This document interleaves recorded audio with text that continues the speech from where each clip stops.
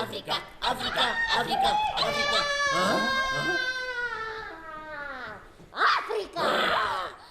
Бірақ бір күні кешқұрым мезгілде Сахараның тегіс даласында Айғай шудан құм көшті. Әр театрдың өзіндік ерекшелігі, құпия сырлары бар. Сахнаға апарар жол неден бастау алады?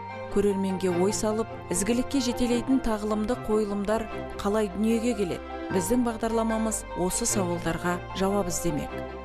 Ореке, дайынсыз ба? Кәнеке, тағы да музыканы беріп жіберіңіз. Эолиандар, эобағандар. Жақсы. Маймылдар. Алтын көмірінен, толығымен апельсиндер тауқазда ойнаған, толығымен апельсиндер Африкада ойнаған. Синхронно. Апельсиндер тауқазда ойнаған, толығымен апельсиндер Африкада ойнаған. Эолиандар, эобағандар.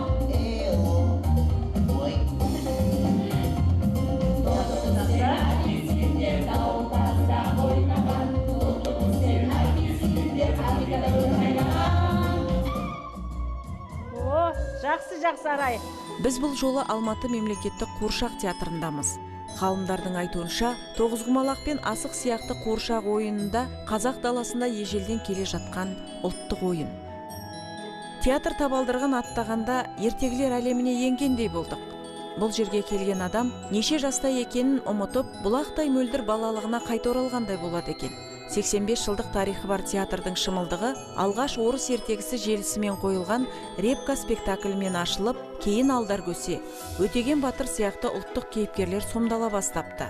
Қазір театр репертуарында қазақ, орыс тілдеріндегі 30-дан астам қойылым бар.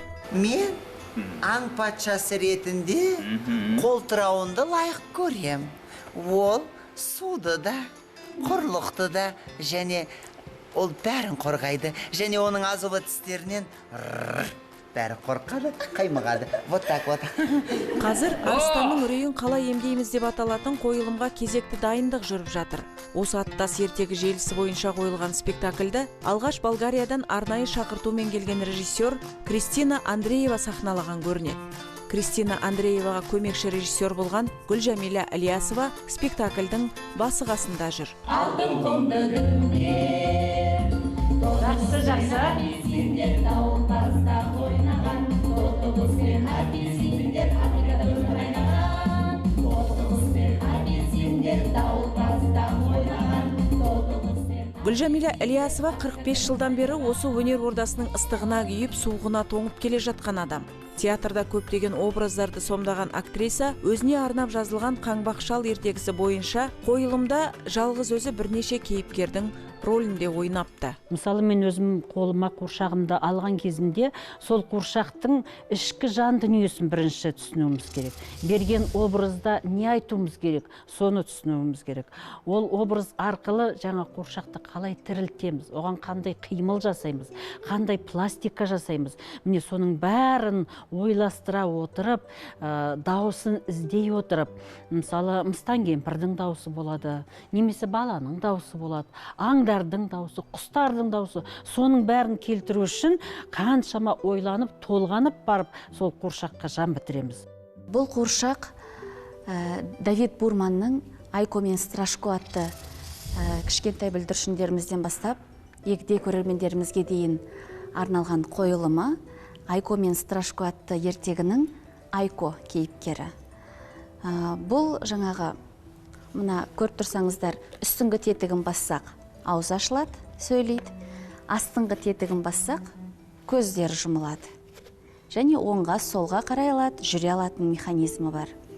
Мен сіздерге кішігірім Айкодан үзінді оқып берсем. Барлығын сіздер айтқандай жасадым. Алқапты тазалап, тышқан ауладым. Бір күні балалар келді де тас атты. Бірінші тас зу етіп өте шықты. Ал екінші тас болса,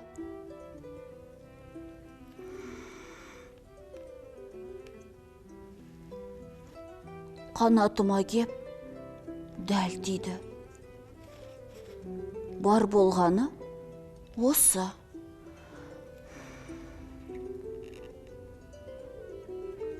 Деп әкесіне ұша алмай қалған сәтін баяндап тұрған кезі болатын.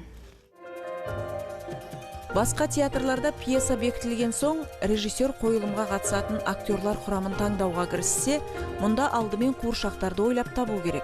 Режиссермен кеңесе отырып, суретші қуыршақтардың сызбасын қағазға түсіреді. Содан кейін қуыршақ жасау бөліміндегі жұмыс қызады. Сол бас суретші жаңа өзінің эскиздерін алып келеді бізге, жобалар. Сол бойынша біз соны талқылап, біз соны өзіміз қағазға көшіреміз. Қағаздан кейін жаңағы кішігірім ермек сазбен мынандай несін жасап шығарамыз, мынандай көлемде. Өйткені бұл жасаған себебіміз біз көбінесе анимацияға жақынбыз, анимациядан жақын болғаннан кейін біз мультфильм жағынан көп көреміз. Сол мультфильм жағынан көргеннен кейін ішінде кейіпкерлерді іздейміз.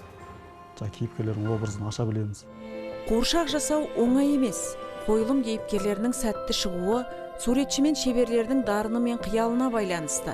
Мұндағы қуыршақтар әртүрлі. Қолға киіп ойнайтын қуыршақтар, сылдырмақты қуыршақтар. Бұл марионетка процесін бас істеу үшін мынандай вагамен көтеріп, екі қолмен көтеріп ойнатуға да болады. Жалпы осындай қуыршақтар шығады. Арыстанның үрейін қалай емдейміз спектакліндегі қуыршақтарды режиссер Болгариядан алып келген. Олар жұмсақ матадан тігілгендіктен өте ыңғайлы. Егер қуыршақтардың өзі немесе костюмдері, актерлардың киімдері бүлініп қалса, киім тігу бөлімінде қайта жөнделеді. Ақерке, қазір Арыстанның үрейін қалай емдейміз қойылымның қуыршағы. Соны актердің айтуы бойынша мына нелері, ручкалары ұстайтын жерлері уже босап қапты дейді. Соның бәрін қайтадан нығайтып тігіп берсеңіз, қолдары бәрі сөгіріліп жатыр дейді. Осыны қайтадан орны қалпына келтіріп берсеңіз, бұл біздің тігін цехымыз. Осы жерде бүкіл актерларға және қуыршақтарға костюмдар осы жерде тігіледі, осы жерде дайындалады. Яғни режиссердің шешімі бойынша ол кісінің бас суретшімен кеңесе келісе отырып бізге тапсырма беріледі. Яғни көріп тұрғаныңыздай осы жобалар эскиздер бойынша барлық костюмдер осы тігін бөлімінде тігіледі. Суретші киім сызбаларын дайындаған соң, тігін бөлімі қуыршақтар мен актерларға киім тіге бастайды. Алдымен мата таңдалады. Әрине қанық, жарқын, ашық түстерге көңіл бөлеміз. Себебі көрермендеріміздің басым көпшілігі кішкентай бүлдіршіндеріміз болғандықтан, оларды өздеріне баурап алатын, тартатын сондай қанық, ашық түсті костюмдерге көбінесе көңіл бөлеміз.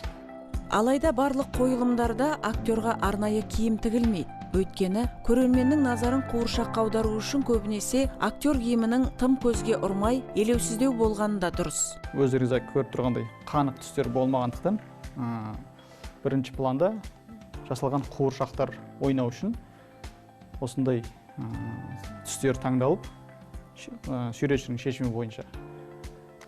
Сол бойынша бізге берілген тапсырманы осындай костюмдерін тігіп береміз.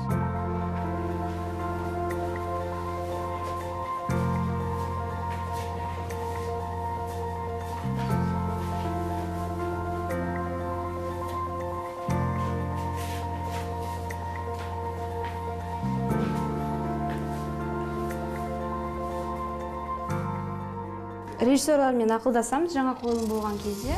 Солармен ақылдаса отыра, қандай грим болу керек, соны ақылдасып, сондай грим салуға тырысамын. Бірінші пробный болады, көреді сахнадан светпен қалай болатын. Егер жақсы деп айтса, сол гримді құптап, соны жасаймыз. Әр спектакльдің әртүрлі гримдары болады. Қиындықтарына қартай уақыт бөлінеді, соған кей кезде жарты сағат бұрын, кей кезде 1 сағат бұрын келеді гримға әртістер. Основном бізде қатты грим жоқ.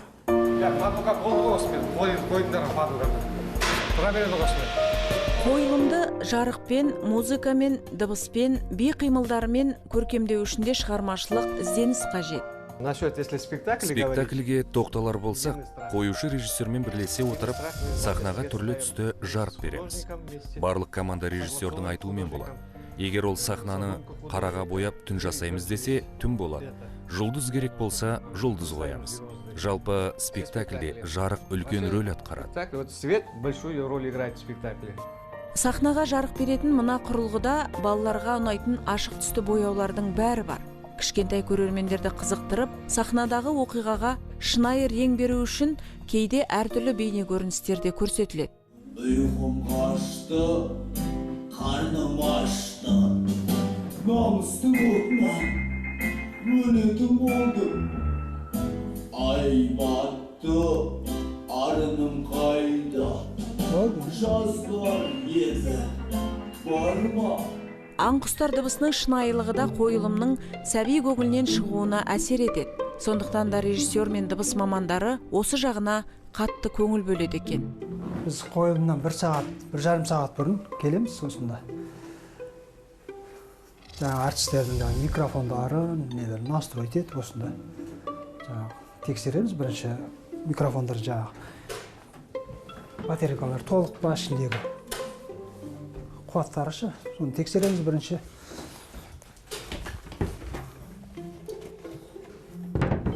Батарейкалар мұнда тұрады. Соны алып, арнайы тексеру құрылғысы бар, содан өткіземіз.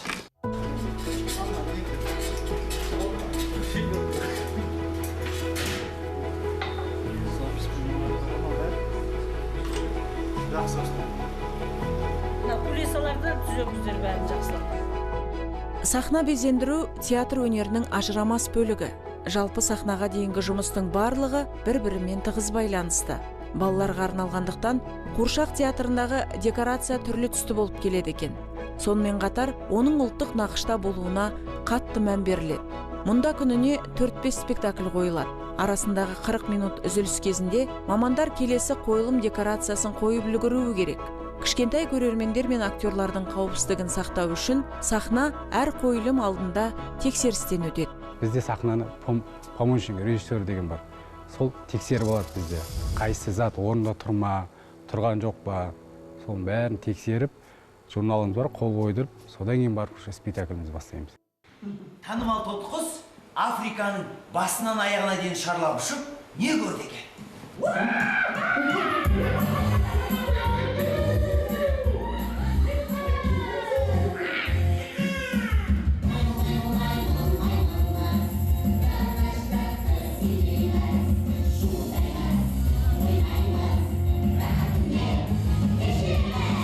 Марина Дяченконың ертегісі бойынша қойылған Арыстанның үрейін қалай емдейміз спектакліндегі оқиға Африкада болады.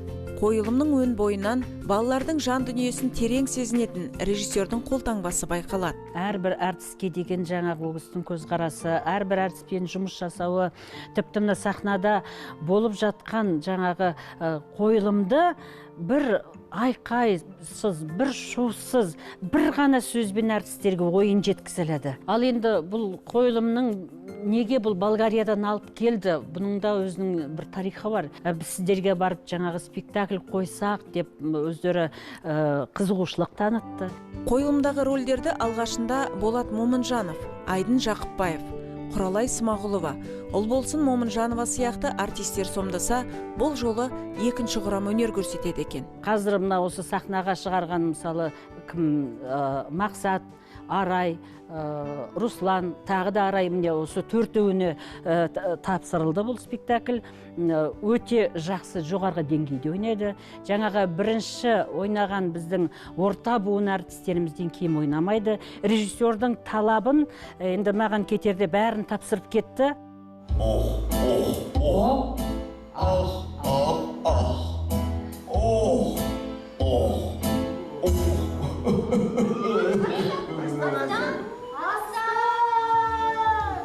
Қойылымдағы Арыстанның образын актер Мақсат Камалов сомдайды. Жаңа құрам актерларының ойынынан заман талабына сай ізденістері байқалып тұр. Кішкентай көрермендердің көңілін таба білетін актерлар балаларды билетіп, кейде оларға сұрақ қойып, оқиғаға араластырып жібереді. Арыстан ол тек қорқынышты деген ұғымда қалмас үшін оның жаңа ақ көңілділігін, досқа берік екендігін, осының барлығын осы арыстанның үрейі қалай емдеу атты қойылымда балаларға осы бағытта қойылым көрсетеміз. Арыстанның үрейін қалай емдейміз қойылымындағы сахна безендіретін құрылғыларды да режиссер Болгариядан алып келген. Мына жеңіл пойызды сахнаға актерлар алып шығады.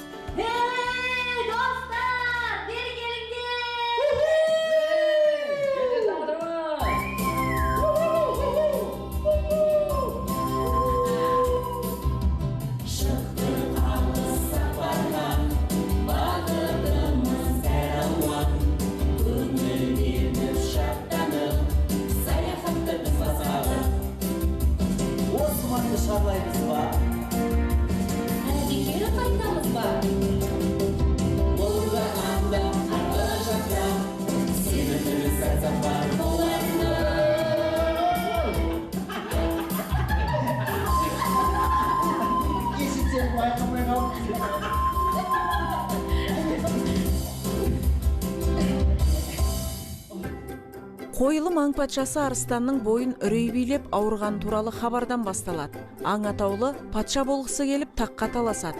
Көңілді музыкаға толы, ән мен би астасқан спектакль кейіпкерлері түптің түбінде арыстансыз береке жоқ екенін мойындайды. Бұл спектакльдің тағы бір ерекшелігі, бұндағы жаңа ойналып жатқан музыканы сол Болгариядан, София қаласынан композитор бірге келді. Композитор өзі арнайы жазған. Бір жаңағы айтады ғой, әлгі ашық ноталар жоқ. Бәрі осы спектакльдің барысына сай. Жаңағы кімдер африкалық тайпалар шығатын жерінде Арыстанға жазған өлеңдерінің бәрі композитор өзі бірге отырып, біте қайнасып, режиссер мен сценографпенен бірге жасады. Сендер біздерге көмектесесіңдер ме? Олай болса, кеттік.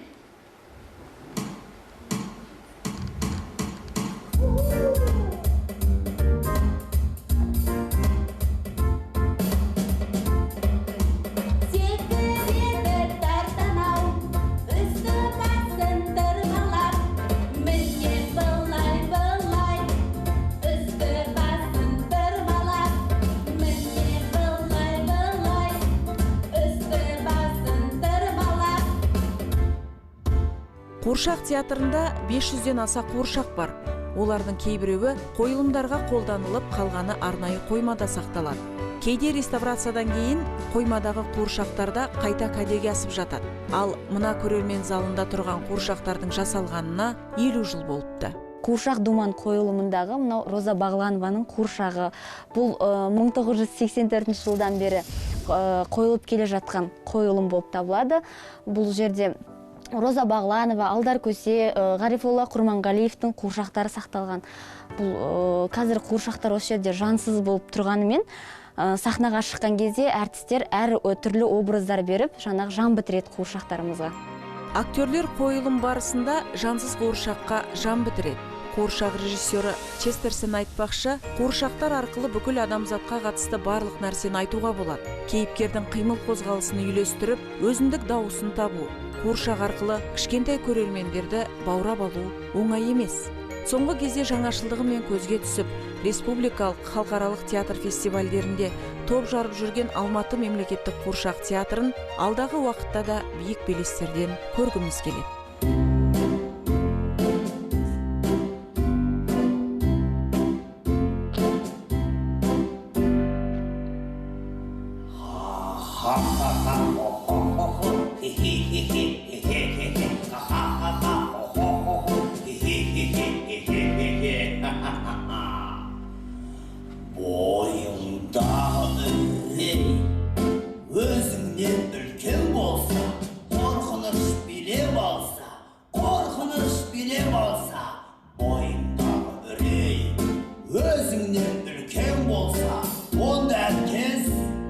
Şatlanıp köl, şatlanıp köl.